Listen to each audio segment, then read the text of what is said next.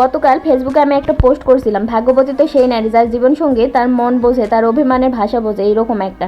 তো সেখানে এক স্বনামধন্য ব্যক্তি কমেন্ট করছে, দুর্ভাগা তো সেই সব স্বামী যাদের স্ত্রীরা ফেসবুকে এসে এইসব স্ট্যাটাস দিয়ে সাধারণ মানুষদেরকে দেখায় যে যার বিষয় তাকেই বুঝে নিতে দিন। আসলে সেই স্বামী দুর্ভাগা, কারণ সে তার পরিবারকে খুশি করতে গিয়ে বউয়ের গায়ে প্রতিদিন হাত তুলতে দুর্বার ভাবে না।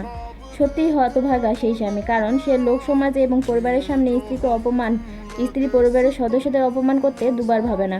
ভোর 5টা থেকে রাত 11টা পর্যন্ত তার স্ত্রী সব কাজ একা করার পরও বলে, সারাদিন কি করিস, সারাদিন শুয়েই তো থাকিস। সত্যিই হতভাগা, কারণ সে তার বউকে চাকরানির মতো সম্মান দিয়ে নিজেকে চাকরের পরিচয় দেয়।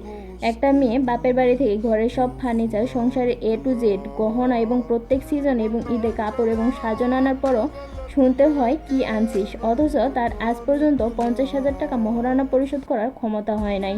না, বউয়ের কোনো ভরণ পোষণ করে ঠিক মতো, তার বউ গরু ছাগল ভেড়া হাঁস মুরগি থেকে শুরু করে সব আনছে বাপের বাড়ি থেকে, তাও সে অবহেলিত। তার বউ সকালে উঠে ফজরের নামাজ পড়ে চুলা ধরায়, কারণ 7টার মধ্যে রান্না হইতে হবে, তাও প্রতিদিন 2-3টা তরকারি এবং সেরা স্বাদ হতে হবে। এরপর মাজা ধোয়া ঝাড় ঝাঁটা গরু ছাগল ভেড়া পাতিহাঁস চীনা হাঁস সোনালী মুরগি ব্রয়লার মুরগি দেশি মুরগি কবুতর এসবকে দিনে 4বার খাইতে দেওয়া, এসবের থাকার জায়গা পরিষ্কার করা, 2 ব্যাচ প্রাইভেট পড়ানো। এসবের পরেও শুনতে হয় কি করিস সারাদিন, শুয়ে তো থাকিস, কাজ কি তোর? আর যদি নিজের কাজ বুঝাতে চান তাহলে সরাসরি উত্তর, জানোয়ার, শুয়োরের বাচ্চা, বাঞ্চোদ, মাদারচোদ, চুপ থাক না হলে থাপড়ামো।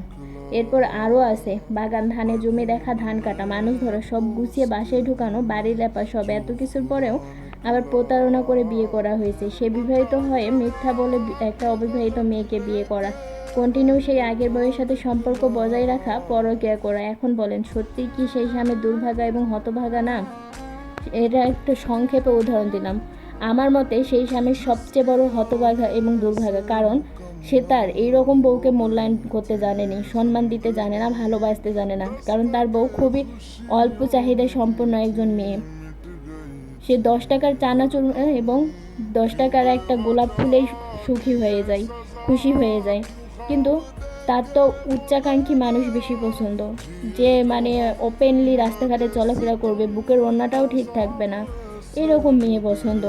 কিন্তু ভাই, তাহলে বিয়ে করার সময় কেন একজন নম্র ভদ্র শান্ত, যে একটু বিনয়ী, যে একটু ধার্মিক টাইপের সেই মেয়ে কেন বিয়ে করতে গেছিল?